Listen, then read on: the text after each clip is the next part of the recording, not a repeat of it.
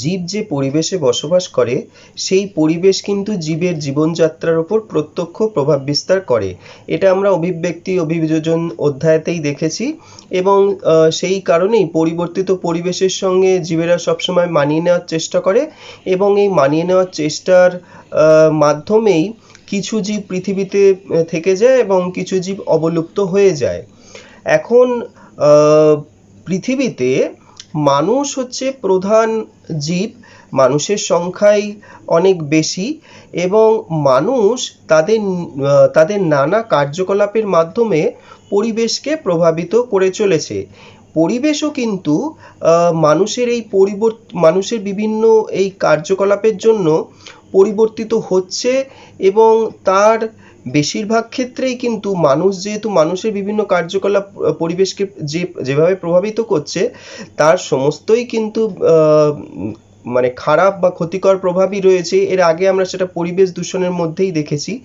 এই যে পরিবেশ দূষিত হচ্ছে বা পরিবেশকে যে মানুষ নিজেদের কার্যকলাপের মাধ্যমে প্রভাবিত করছে, এই কার্যকলাপগুলোই কিন্তু মানুষের ওপর প্রত্যক্ষভাবে প্রভাব বিস্তার করে, বিশেষত মানুষের স্বাস্থ্যের ওপর প্রভাব বিস্তার করে। মানুষের স্বাস্থ্যের ওপর পরিবেশ কীভাবে প্রভাব বিস্তার করে সেগুলোই আজকে আমরা জানব।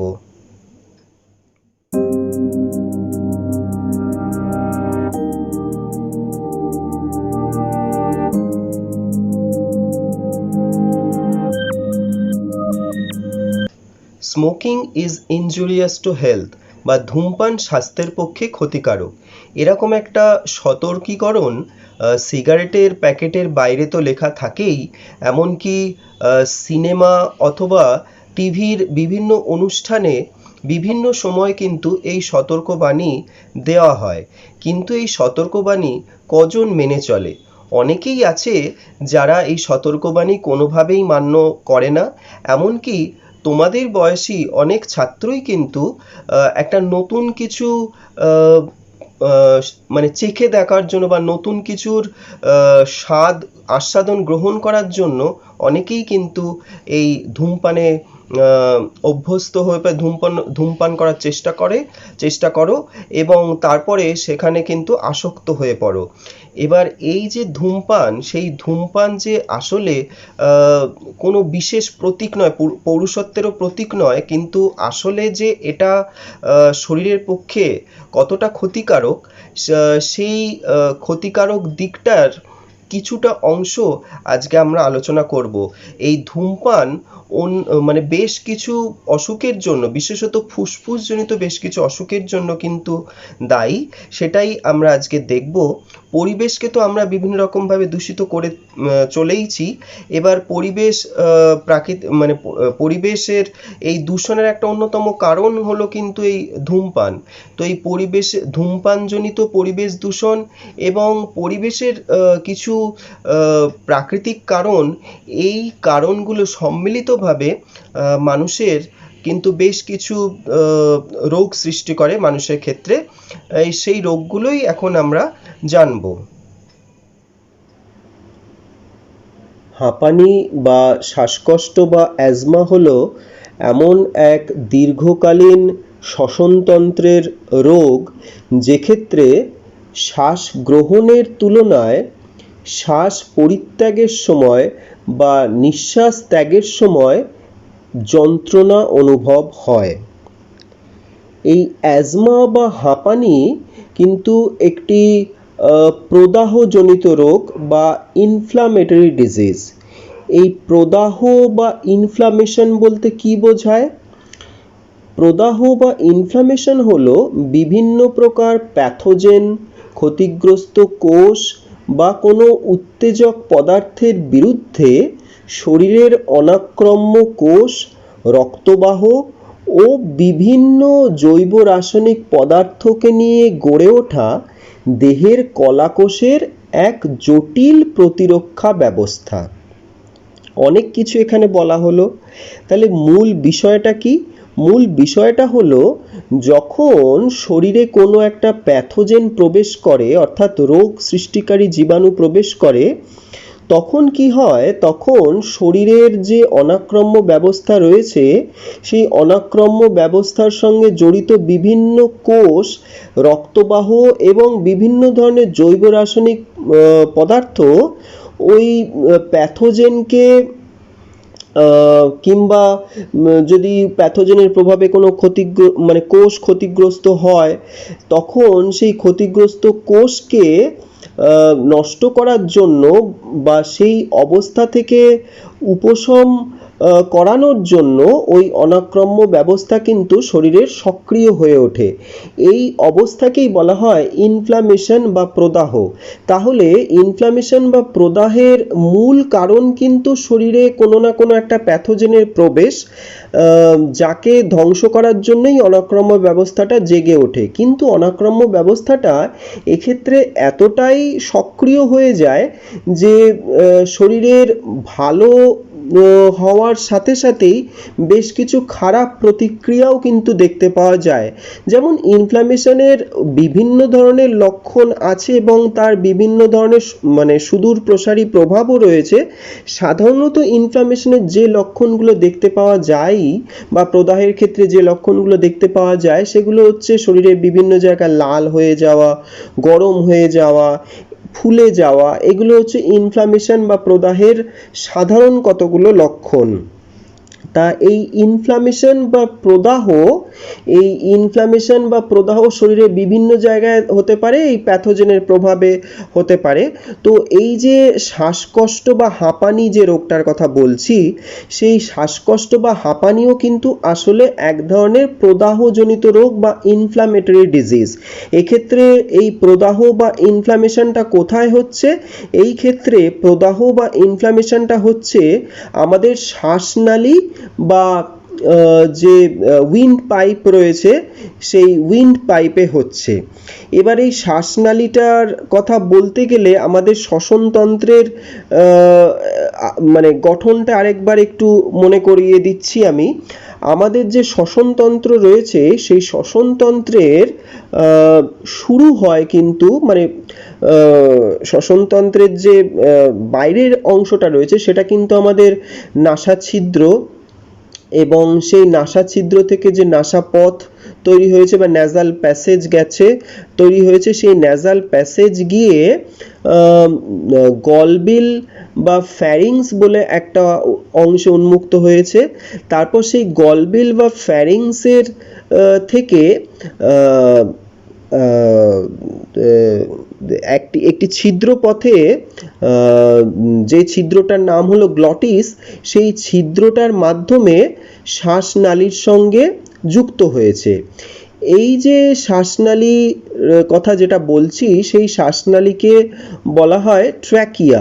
সেই শ্বাসনালীর বাইরে কতগুলো তরুণাস্থি দিয়ে তৈরি অর্ধেক মানে সি এর মতন আকৃতি বিশিষ্ট কতগুলো তরুণাস্থি দিয়ে তৈরি অংশ থাকে, বা অর্ধেক রিংয়ের মতন কতগুলো অংশ থাকে, যেটা আর কি ওই শ্বাসনালীটাকে কোল্যাপস হতে দেয় না বা শ্বাসনালীটাকে চুপসে যেতে দেয় না। তারপরে এই শ্বাসনালী দুটি ভাগে বিভক্ত হয়ে দুদিকের ফুসফুসে প্রবেশ করে। তখন এই অংশ দুটিকে বলা হচ্ছে, এক বচনে বলা হচ্ছে ব্রঙ্কাস, বহু বচনে বলা হয় ব্রঙ্কি। তারপরে ব্রঙ্কাস গুলো মানে ব্রঙ্কাসটা একটা ফুসফুসের ভেতর প্রবেশ করে অসংখ্য শাখা প্রশাখায় বিভক্ত হয়, যেগুলোকে বলা হচ্ছে ব্রঙ্কিওল। তো এই যে এই পুরোটাই হচ্ছে শ্বাসনালী বিভিন্ন অংশ। তো এই শ্বাসনালী বিভিন্ন অংশেই প্রদাহ বা ইনফ্ল্যামেশন হলে এই হাঁপানি বা অ্যাজমা বলে যে রোগটার কথা বলছি, সেই হাঁপানি বা অ্যাজমা রোগটা হয়।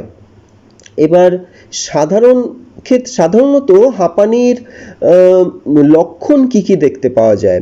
হাঁপানির যে সিমটম বা লক্ষণগুলো রয়েছে সেগুলো বিভিন্ন মানুষের ক্ষেত্রে বিভিন্ন রকম দেখা গেলেও বেশিরভাগ ক্ষেত্রে যে লক্ষণগুলো একেবারে দেখা যায় সেগুলো হলো কি, সেগুলো শ্বাসকষ্ট তো অবশ্যই থাকে, তার সঙ্গে কাশি থাকে, হাঁচি থাকে, এবং আরেকটা বিশেষ ঘটনা এই অ্যাজমা বা হাঁপানির ক্ষেত্রে দেখা যায়, সেটা হলো ব্রঙ্কোস্প্যাজম। ব্রঙ্কোস্প্যাজম মানে, স্প্যাজম কথাটার বাংলা মানে হচ্ছে খিঁচুনি, আর ব্রঙ্কো মানে বোঝানো হচ্ছে মানে ব্রঙ্কাস সংক্রান্ত, তার মানে আমাদের যে ব্রঙ্কাস রয়েছে সেই ব্রঙ্কাসের বাইরে যে পেশির আস্তরণ রয়েছে সেই পেশিগুলো অবশ্যই স্মুথ মাসেলস বা অনৈচ্ছিক পেশি। এই অনৈচ্ছিক পেশিগুলো অনবরত সংকুচিত হতে থাকে, সংকুচিত প্রসারিত হতে থাকে খুব তাড়াতাড়ি, যেটাকেই অ্যাকচুয়ালি খিঁচুনি বা স্প্যাজম বলা হয়। এই ব্রঙ্কোস্প্যাজম বা ব্রঙ্কাসের খিঁচুনি, এটা কিন্তু এই হাঁপানি বা অ্যাজমার একটা খুবই গুরুত্বপূর্ণ লক্ষণ বা সিমটম। এবার এই হাঁপানি বা অ্যাজমার কারণ কি? হাঁপানি বা অ্যাজমার কারণগুলোকে দুটো ভাগে ভাগ করা যেতে পারে, বিভিন্ন রকম ভাবে ভাগ করা যায়। এখন তোমাদের সিলেবাস অনুযায়ী দুটো ভাগেই জেনে রাখো, দুটো ভাগে সাধারণত ভাগ করা যায়। একটা হচ্ছে পরিবেশগত কারণ, আর একটা মনুষ্য সৃষ্ট কারণ বা অ্যানথ্রোপোজেনিক কজ। তো পরিবেশগত কারণের মধ্যে কি বলা যেতে পারে? পরিবেশগত কারণের মধ্যে যেটা প্রথমেই বলতে হবে সেটা হলো বিভিন্ন ধরনের অ্যালার্জেন। প্রকৃতিতে যে বিভিন্ন ধরনের অ্যালার্জেন রয়েছে সেই অ্যালার্জেনের প্রভাবে কিন্তু এই রোগটি হয়। এবার প্রশ্ন হলো, অ্যালার্জেন বলতে কি বোঝায়? অ্যালার্জেন বলতে বোঝায় যে যে উপাদানগুলি অ্যালার্জি তৈরি করে তাদেরকেই বলা হচ্ছে অ্যালার্জেন। তাহলে অ্যালার্জি জিনিসটা কি? অ্যালার্জি হলো আসলে একটা বিশেষ ধরনের শারীরিক অবস্থা, যেটা কিন্তু আমাদের অনাক্রম্য ব্যবস্থার অতি সক্রিয়তার কারণে হয়।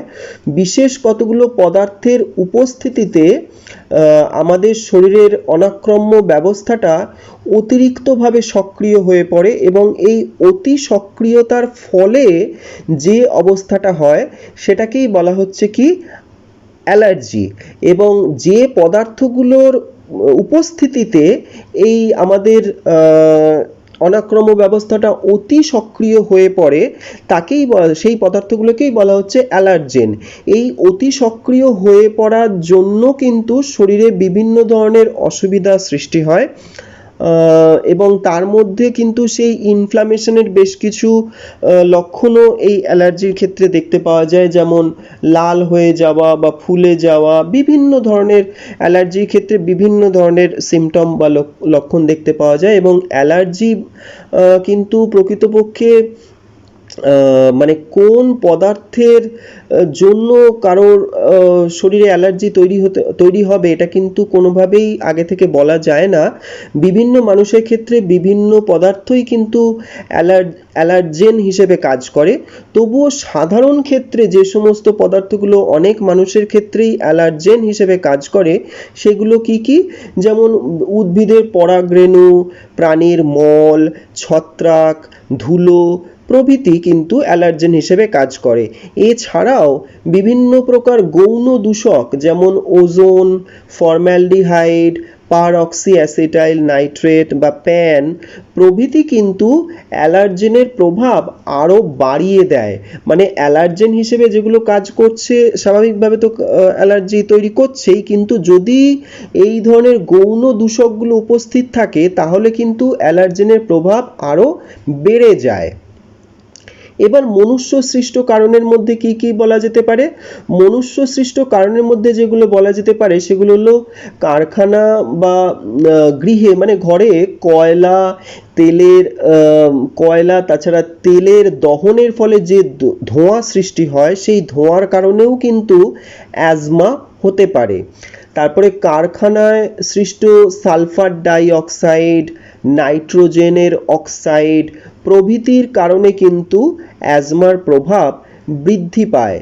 এছাড়া প্লাস্টিকের কারখানা কিংবা আঠা তৈরির কারখানায় আইসোসায়ানেট বলে এক ধরনের গ্যাস ব্যবহৃত হয়। এই আইসোসায়ানেট গ্যাসটিও কিন্তু অ্যাজমা রোগ সৃষ্টির একটি অন্যতম কারণ। এই অ্যাজমা রোগ হলে সাধারণত এই যে অ্যালার্জেনগুলো বা মনুষ্য সৃষ্ট যে সমস্ত কারণগুলোর কথা বলা হলো, সেগুলো আসলে কি করে? সেগুলো একদিকে তো বললামই যে ক্লোম শাখা বা ব্রঙ্কিওলের যে পেশি, সেই পেশিগুলোর সংকুচিত হওয়ার যে হার বা রেট, সেটা কিন্তু বাড়িয়ে দেয়, অর্থাৎ ব্রঙ্কোস্প্যাজম হয়। এবং তার সাথে সাথে যেটা হয়, মানে একটা স্বাভাবিক, এখানে দেখো একটা স্বাভাবিক অবস্থায় ব্রঙ্কিওলের চেহারা দেখানো রয়েছে, আর একটা অ্যাজমা হয়েছে এরকম মানুষের ব্রঙ্কিওলের চেহারা দেখানো রয়েছে। দুটো ক্ষেত্রে দেখো যে স্বাভাবিক অবস্থায় যে ব্রঙ্কিওলের বাইরের যে দেওয়াল, সেইটার তার মানে সেটা কতটা চওড়া রয়েছে, আর যখন অ্যাজমা হয়েছে তখন বাইরের দেওয়ালটা কতটা চওড়া হয়ে রয়েছে। যখন অ্যাজমা হচ্ছে তখন কিন্তু ব্রঙ্কিওলের যে দেওয়ালটা সেটা অনেক সংকুচিত হয়ে রয়েছে, এবং তার ফলস্বরূপ যেটা হয়েছে, ফলস্বরূপ ব্রঙ্কিওলের ভেতরের প্রাচীর বা ভেতরের যে গহ্বর সেটা কিন্তু ছোট হয়ে গেছে অ্যাজমার ক্ষেত্রে। তার সাথে সাথে কি হয়, তার সাথে সাথে এই অ্যালার্জেনগুলোর প্রভাবে ক্লোম শাখার বা ব্রঙ্কিওলের যে কোষগুলো রয়েছে, সেই কোষগুলোও কিন্তু মানে মিউকাস ক্ষরণকারী যে সমস্ত কোষগুলো রয়েছে বা শ্লেষ্মা ক্ষরণকারী যে সমস্ত কোষগুলো রয়েছে, তারাও অতিরিক্ত সংবেদনশীল হয়ে যায়, এবং এই অতিরিক্ত সংবেদনশীল হওয়ার কারণে কিন্তু অতিরিক্ত পরিমাণে শ্লেষ্মা বা মিউকাস ক্ষরণ হয়, যার ফলেও সামগ্রিকভাবে ব্রঙ্কিওল বা ক্লোম শাখার যে ব্যাস সেটা কিন্তু কমে যায়। অর্থাৎ সামগ্রিকভাবে শ্বাসনালীর যে প্রাচীরের, শ্বাসনালীর ভেতরের যে ছিদ্রটা, সেই ছিদ্র পথটা কিন্তু অনেক সরু হয়ে যায় অ্যাজমার ক্ষেত্রে। 2011 সালের লোকগণনা অনুসারে দেখা গেছে যে ভারতে প্রায় 70 থেকে 30 মিলিয়ন মানুষ হাঁপানি বা অ্যাজমা রোগে আক্রান্ত, এবং এর 10 থেকে 15% মানুষই হলো 5 থেকে 11 বছরের শিশু। সুতরাং এই যে এবং যদি আমরা সারা বিশ্বের তথ্য অনুসন্ধান করি, তাহলেও একই রকমের চিত্র দেখতে পাওয়া যাবে। তো এই অ্যাজমা বা হাঁপানি সম্পর্কে মানুষকে সচেতন করার জন্য সারা বিশ্বব্যাপী 5ই মে এই তারিখটিকে বিশ্ব হাঁপানি দিবস বা ওয়ার্ল্ড অ্যাজমা ডে হিসেবে পালন করা হয়। ব্রঙ্কাইটিস হলো একটি শ্বাসতন্ত্রীয় রোগ, যাতে ফুসফুসের ব্রঙ্কাস এবং ব্রঙ্কিওলগুলির শ্লেষ্মা পর্দায় প্রদাহ বা ইনফ্লামেশন হয়। অর্থাৎ এই রোগটিও কিন্তু ফুসফুসের যে শ্বাসনালী বা আমাদের ফুসফুসের সঙ্গে যুক্ত যে শ্বাসনালী, অর্থাৎ আমাদের শ্বসনতন্ত্রের যে শ্বাসনালী বলে যে অংশটা রয়েছে, সেই শ্বাসনালীর কিন্তু যে দেওয়াল বা প্রাচীর, সেই প্রাচীরের যে পর্দা রয়েছে, শ্লেষ্মা পর্দা, সেই শ্লেষ্মা পর্দায় ইনফ্লামেশন বা প্রদাহের কারণে ঘটে। এবার এই রোগটার ক্ষেত্রে যেটা হয়, মানে এই রোগটার ক্ষেত্রে যে সমস্ত লক্ষণগুলো বা সিমটমগুলো দেখতে পাওয়া যায়, সেটা কি কি? এই রোগের ক্ষেত্রে এই রোগের লক্ষণ বা সিমটমগুলো কিন্তু অনেকটাই অ্যাজমা বা হাঁপানির মতোই হয়। এই রোগের ক্ষেত্রেও মানে প্রচণ্ড কাশি হয়, এবং কাশির সঙ্গে কফ বাইরে বেরিয়ে আসে, দম বন্ধ একটা অবস্থা তৈরি হয়, এবং যখন শ্বাস প্রশ্বাস নেয় তখন একটা বিশেষ ধরনের শব্দ হয়, যেটাকে বাংলায় ঘর ঘর একটা শব্দ বলা হয়, ইংরেজিতে এটাকে হুইজিং সাউন্ড বলা হয়। আমি তোমাদেরকে এটা বলে নেওয়ার পরে এই শব্দটা কীরকম হয় সেটা একটা শব্দ তোমাদেরকে শোনাবো আমি, এক্ষেত্রে এই শব্দটা কীরকম হয়। আর এছাড়া নাক এবং সাইনাস কিন্তু অবরুদ্ধ হয়ে যায়, মানে আটকে যায়। এই ধরনের লক্ষণ বা সিমটমসগুলো সাধারণত ব্রঙ্কাইটিস হলে দেখা যায়।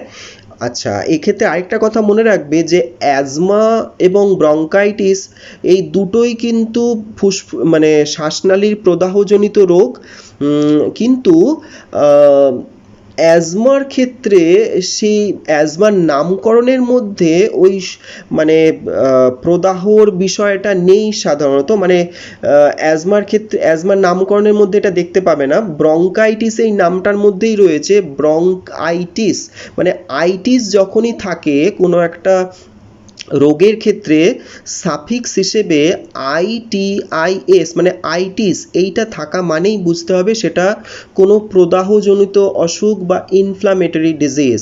তো ব্রঙ্কাইটিসের শেষেও কিন্তু আইটিআইএস রয়েছে, তার জন্য ব্রঙ্কাইটিস কিন্তু একটা ইনফ্লামেটরি ডিজিজ বা প্রদাহজনিত রোগ। ব্যতিক্রম কিন্তু অ্যাজমা যদিও প্রদাহজনিত রোগ বা ইনফ্লামেটরি ডিজিজ, কিন্তু তবুও এক্ষেত্রে কোনো আইটিস এই শব্দটা কিন্তু মানে এই সাফিক্সটা কিন্তু দেয়া নেই। সুতরাং এটা মনে রাখবে, যদিও আইটিস মানে এই সাফিক্সটা নেই অ্যাজমার ক্ষেত্রে, তবুও এটা মনে রাখবে যে এটাও কিন্তু একটা প্রদাহজনিত বা ইনফ্ল্যামেটরি ডিজিজ।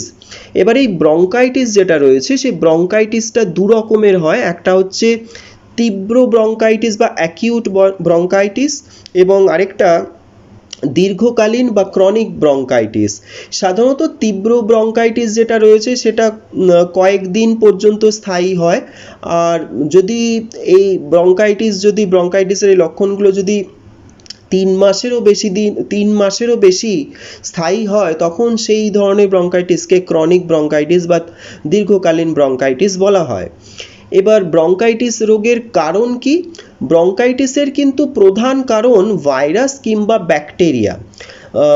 সাধারণ যে সর্দির ভাইরাস বা যেগুলোকে আমরা কমন কোল্ড ভাইরাস বলি, সেই কমন কোল্ড ভাইরাসের ক্ষেত্রেও কিন্তু ব্রঙ্কাইটিস আক্রমণের ফলেও ব্রঙ্কাইটিস হয়। এছাড়া নিউমোনিয়া সৃষ্টিকারী যে সমস্ত ব্যাকটেরিয়া রয়েছে, নিউমোকক্কাস ব্যাকটেরিয়া, সেই নিউমোকক্কাস ব্যাকটেরিয়ার মানে উপস্থিতিতেও কিন্তু এই ব্রঙ্কাইটিস বলে রোগটা হয়। এছাড়াও কিন্তু কিছু পরিবেশগত কারণ রয়েছে। পরিবেশগত কারণের মধ্যে যেমন প্রথমেই যেটা বলা যেতে পারে সেটা হলো রাসায়নিক দূষক। বিভিন্ন রাসায়নিকের সূক্ষ্ম কণা, যেমন অ্যাসবেস্টাসের সূক্ষ্ম গুঁড়ো, কয়লা, তুলো, ল্যাটেক্স, সিলিকা তন্তু প্রভৃতি ধুলোর সঙ্গে মিশে সেই ধুলো যদি আমাদের শ্বাসনালীর ভেতরে প্রবেশ করে, তখন কিন্তু এই ব্রঙ্কাইটিস রোগটি দেখা যায়। তারপরে হলো ধোঁয়া। দীর্ঘকালীন বা ক্রনিক ব্রঙ্কাইটিসের প্রধানত কারণ হলো এই ধোঁয়া, এবং সেটা বিভিন্ন ধরনের ধোঁয়া হতে পারে। সিগারেটের ধোঁয়া, দমকল কর্মী ও ঝালাই কর্মীরা কাজ করার সময় যে ধোঁয়ার সংস্পর্শে আসে সেই ধোঁয়া, এই সমস্ত বিভিন্ন ধরনের ধোঁয়া কিন্তু ব্রঙ্কাইটিসের একটি অন্যতম কারণ এবং মূলত ক্রনিক ব্রঙ্কাইটিসের অন্যতম কারণ। আর এই যে কারণগুলো রয়েছে ব্রঙ্কাইটিসের, সেগুলো কি করে? সেগুলো কিন্তু মূলত আমাদের যে ব্রঙ্কাস বা ক্লোম শাখা যেটা রয়েছে সেখানকার যে শ্লেষ্মা বা আবরণী কলার যে স্তর রয়েছে, সেই শ্লেষ্মা এবং আবরণী কলার স্তরগুলোকে কিন্তু প্রভাবিত করে। স্বাভাবিক অবস্থায় আমাদের ব্রঙ্কিওল বা ক্লোম শাখার যে শ্লেষ্মা স্তর রয়েছে, সেই শ্লেষ্মা স্তর থেকে কিন্তু শ্লেষ্মা বা মিউকাস নিঃসৃত হয়, যেটা কিন্তু আমাদের নাসাপথে যদি কোনো বিজাতীয় বস্তু বা কোনো প্যাথোজেন প্রবেশ করে সেটাকে কিন্তু দূরীভূত করতে সাহায্য করে। এছাড়াও আবরণী কলার মানে নাসাপথের যে আবরণী কলা রয়েছে, সেই নাসাপথের আবরণী কলার কোষগুলোতে কিন্তু বিশেষ মানে সিলিয়া থাকে। সেই সিলিয়াগুলোও বাইরের কোনো প্যাথোজেন কিংবা ধুলোবালি বা যে কোনো অ্যালার্জেন যদি শ্বাসনালীতে প্রবেশ করে সেগুলোকে বাইরে বেরিয়ে যেতে সাহায্য করে। কিন্তু এই ধোঁয়াগুলো কি করে? এই ধোঁয়াগুলো এই সিলিয়াকে নষ্ট করে দেয়। সিলিয়াকে নষ্ট করে দেওয়ার জন্য কি হয়, সিলিয়াগুলো আর সংবেদনশীল থাকে না, তার ফলে প্যাথোজেনগুলো সরাসরি কোষের ভেতরে মানে শ্বাসনালীর ভেতর দিয়ে প্রবেশ করে করে যায়। সুতরাং এই ধোঁয়া এইরকমভাবে সিলিয়াগুলোকে নষ্ট করে দিয়ে ব্রঙ্কাইটিস রোগটি সৃষ্টি করে। কথায় বলে ক্যান্সার হ্যাজ নো অ্যান্সার। তো ক্যান্সার আসলে কি? ক্যান্সার জিনিসটা কি? ক্যান্সার কথাটার আক্ষরিক মানে, ক্যান্সার শব্দটা হচ্ছে একটা গ্রিক শব্দ থেকে এসছে। এই গ্রিক মানে হলো কাঁকড়া। তো কেন হঠাৎ এটা কাঁকড়ার সঙ্গে তুলনা করলো সেটা পরে বলছি। আগে ক্যান্সার বলতে মানে এই কাঁকড়া ছাড়া ক্যান্সার বলতে আসলে কি বোঝায়? অনিয়ন্ত্রিত কোষ বিভাজন ও দেহের নানা প্রান্তে সেই কোষ বিভাজনের সেই নিয়ন্ত্রণহীনতা ছড়িয়ে পড়ার মাধ্যমে যে সকল শারীরিক অসুবিধা দেখা দেয় তাদের একত্রে ক্যান্সার বলে। আরেকবার বলছি বিষয়টা, অনিয়ন্ত্রিত কোষ বিভাজন ও দেহের নানা প্রান্তে কোষ বিভাজনের সেই নিয়ন্ত্রণহীনতা ছড়িয়ে পড়ার মাধ্যমে, যেটাকে মেটাস্ট্যাসিস বলছে, মানে এই ছড়িয়ে পড়াটাকে, যে সকল শারীরিক অসুবিধা দেখা দেয় তাদের একত্রে ক্যান্সার বলে। তাহলে এখানে বেশ কতগুলো জিনিস কিন্তু এই কথাটার মধ্যেই, মানে ক্যান্সারের এই সংজ্ঞাটার মধ্যেই রয়েছে। কি কি জিনিস রয়েছে? বলা হয়েছে অনিয়ন্ত্রিত কোষ বিভাজন। অনিয়ন্ত্রিত কোষ বিভাজন বলতে কি বোঝায়? এর আগেই আমরা কোষ বিভাজন পড়ার সময় দেখেছি যে কোষ বিভাজন কিন্তু একটি সুনির্দিষ্ট পদ্ধতিতে নিয়ন্ত্রিত হয়। একটা কোষ বিভাজিত হওয়ার আগে কিন্তু বিশেষ কতগুলো পর্যায়ের মাধ্যমে আসে, মানে সেই কোষটা বিভাজিত হওয়ার আগে কিন্তু বিশেষ কতগুলো পর্যায়ে তার পর্যায়ের মধ্যে দিয়ে আসে। যেমন ওই G1, S, G2 যেগুলোকে একসঙ্গে ইন্টারফেজ বলা হয়।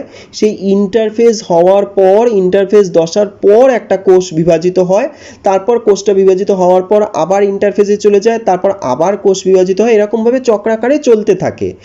অর্থাৎ এই যে একটা কোষ বিভাজিত হবে তার আগে যে ইন্টারফেজ বলে যে দশাটা থাকে, সেই দশাটায় আসলে কোষটাকে তৈরি করে দেওয়া হয় বিভাজনের জন্য। যদি কোষটা বিভাজনের জন্য তৈরি না হয় তাহলে কিন্তু ইন্টারফেজ দশা থেকেই কোষটার বিভাজনটা সম্পূর্ণরূপে বন্ধ হয়ে যায়। এবার অর্থাৎ নিয়ন্ত্রণটা কিন্তু ইন্টারফেজ দশাতেই প্রধানত হয়, এছাড়াও বিভাজনের সময়ও কিছু কিছু নিয়ন্ত্রণ থাকে। তো এই সামগ্রিকভাবে নিয়ন্ত্রণটা যদি চলে যায়, অর্থাৎ একটা কোষ যদি বিভাজিত হতে শুরু করার পরপর বিভাজিত হতেই থাকে, তখন এই বিভাজিত হওয়ার ফলে মানে যে অবস্থাটা হচ্ছে তখনই সেটাকে বলা হচ্ছে অনিয়ন্ত্রিত বিভাজন ক্ষমতা বা নিয়ন্ত্রণহীনভাবে বিভাজন হওয়ার ক্ষমতা। এবং এই ঘটনাটাই ক্যান্সারের ক্ষেত্রে দেখা যায়। শুধু তাই নয়, এই অনিয়ন্ত্রিতভাবে শরীরের কোনো একটা জায়গায় হয়তো কোষটা অনিয়ন্ত্রিতভাবে বিভাজিত হতে শুরু করলো, তারপর সেই অনিয়ন্ত্রিতভাবে বিভাজিত হওয়ার ক্ষমতাটা শরীরে বিভিন্ন জায়গায় ছড়িয়ে পড়তে থাকে। এই যে ছড়িয়ে পড়া, মানে কি ছড়িয়ে পড়া না, অনিয়ন্ত্রিতভাবে কোষ বিভাজিত হওয়ার ক্ষমতা, এইটা যে শরীরে বিভিন্ন জায়গায় ছড়িয়ে পড়ছে সেই ঘটনাটাকে বলা হচ্ছে মেটাস্ট্যাসিস। অনিয়ন্ত্রিতভাবে কোষ বিভাজিত হওয়ার ক্ষমতাটা শরীরের বিভিন্ন জায়গায় ছড়িয়ে পড়ার ঘটনাকে বলা হচ্ছে মেটাস্ট্যাসিস। এবং মেটাস্ট্যাসিস হওয়ার ফলেই কি হয়, শরীরে বিভিন্ন জায়গায় মানে অনিয়ন্ত্রিতভাবে কোষ বিভাজিত হতে থাকে এবং তার ফলে বিভিন্ন ধরনের অসুবিধা দেখা যায়, তাকেই বলা হচ্ছে ক্যান্সার। তাহলে ক্যান্সারের ক্ষেত্রে কি কি হয় দেখতেই পেলে যে ক্যান্সারের ক্ষেত্রে প্রথম যেটা হয়, ক্যান্সারের যদি পর্যায় বলা যেতে পারে, পর্যায়গুলো কি কি?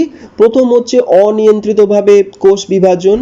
2 নম্বর, অনিয়ন্ত্রিত কোষ বিভাজনের মাধ্যমে একটি কোষপুঞ্জ সৃষ্টি করা বা নিওপ্লাজম তৈরি হওয়া বা টিউমার তৈরি হওয়া।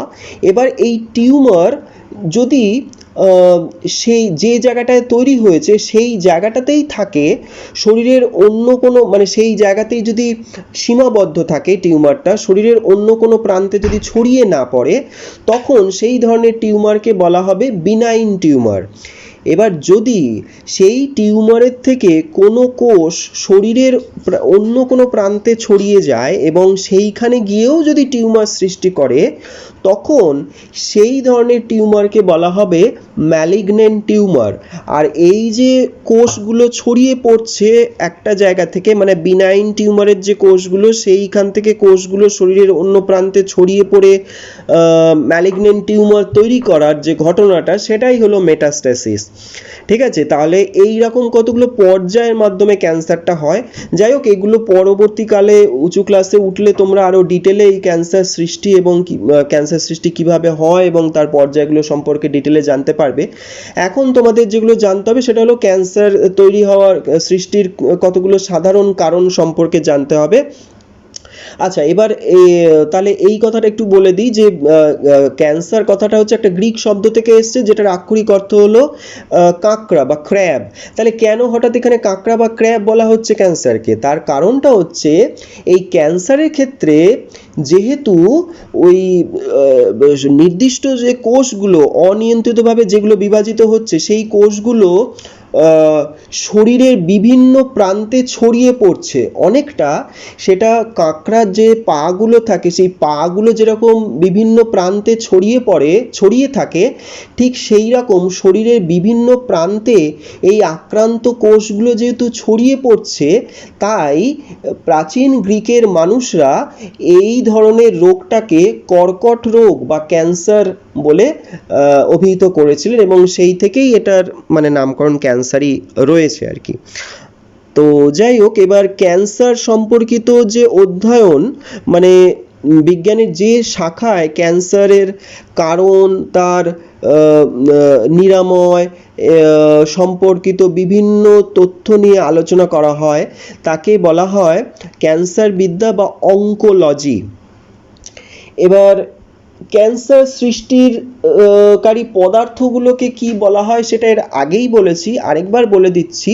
ক্যান্সার সৃষ্টিকারী পদার্থগুলোকে বলা হয় কার্সিনোজেন, অর্থাৎ যে সমস্ত পদার্থ ক্যান্সার সৃষ্টি করতে পারে তাদেরকেই বলা হচ্ছে কার্সিনোজেন। এই কার্সিনোজেনকে বিভিন্ন রকমভাবে ভাগ করা যায়।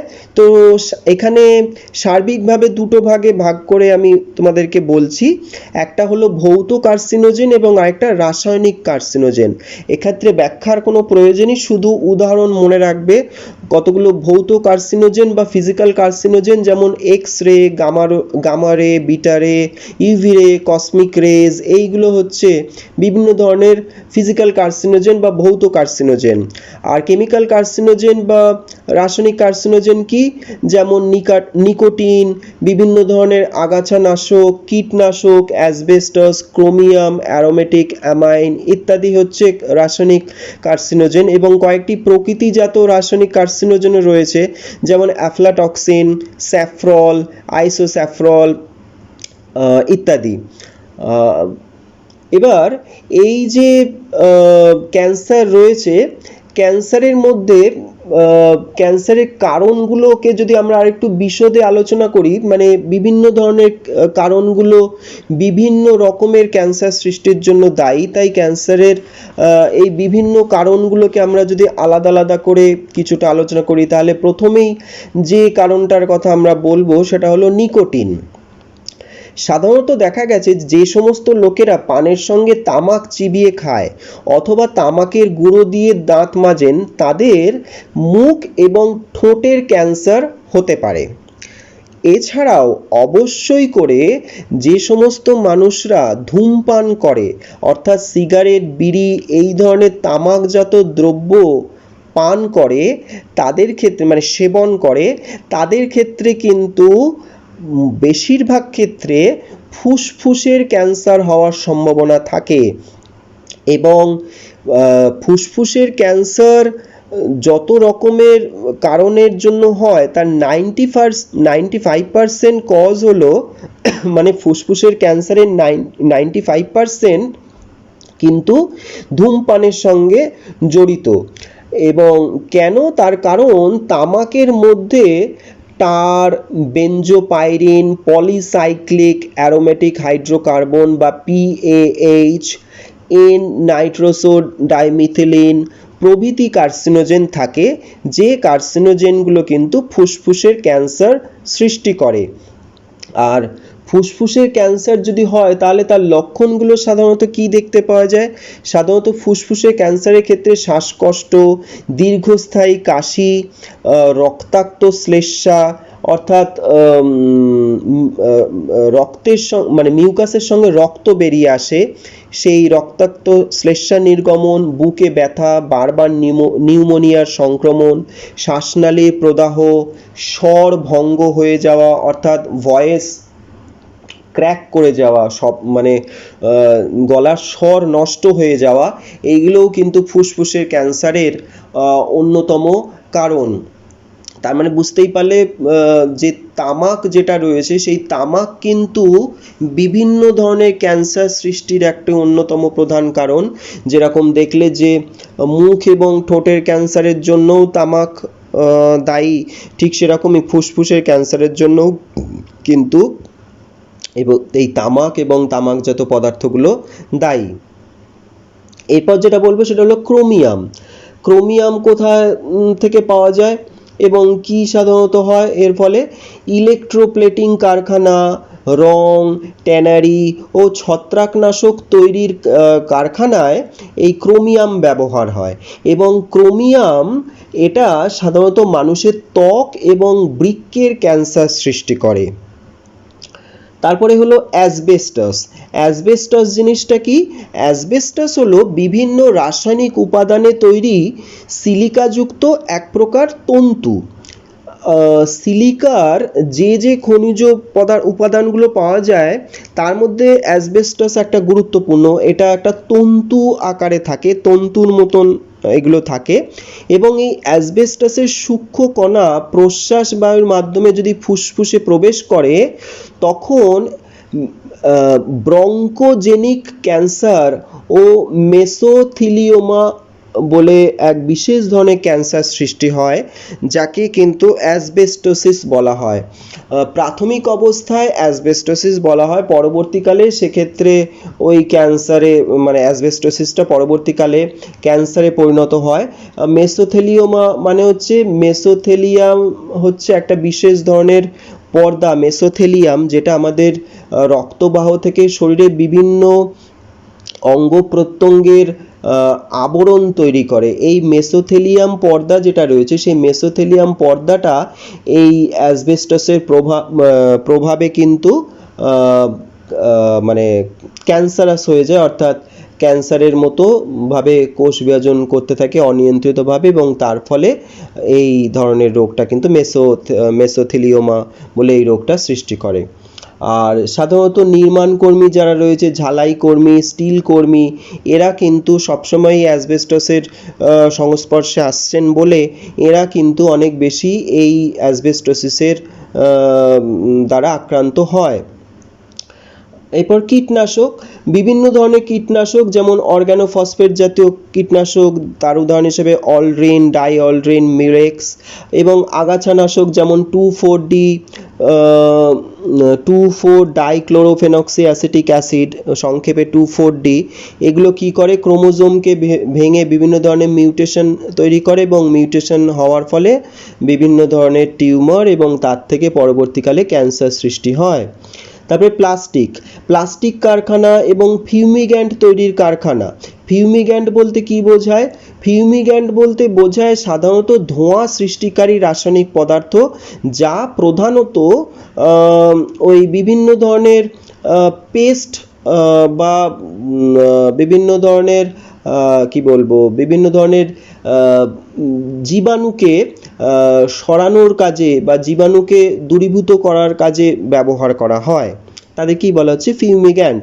এই ফিউমিগ্যান্ট তৈরির কারখানা, প্লাস্টিক তৈরির কারখানা, এখান থেকে ভিনাইল ক্লোরাইড এবং ইথিলিন ডাইক্লোরাইড নামক কার্সিনোজেন নির্গত হয় এবং এই কার্সিনোজেনের প্রভাবে ওই কারখানায় যে সমস্ত কর্মীরা কাজ করেন তাদের প্রধানত যকৃতের ক্যান্সার দেখতে পাওয়া যায়।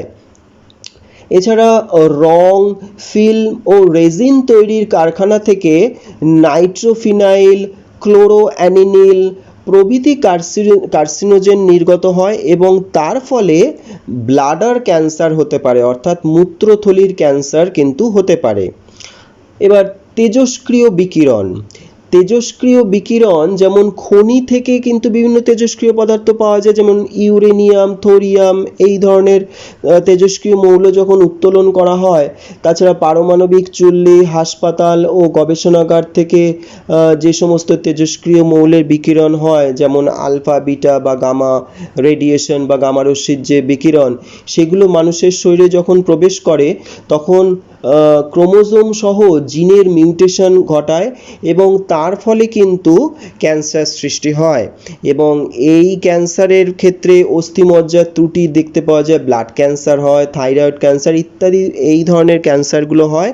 শুধু তাই নয়, এই ক্ষেত্রে ক্যান্সার ছাড়াও পরবর্তী প্রজন্ম বিকলাঙ্গ হিসেবে জন্মগ্রহণ করে, অর্থাৎ বিকলাঙ্গ শিশুর জন্ম হয় এবং অনেক ক্ষেত্রে বন্ধ্যাত্বও কিন্তু দেখা যায়।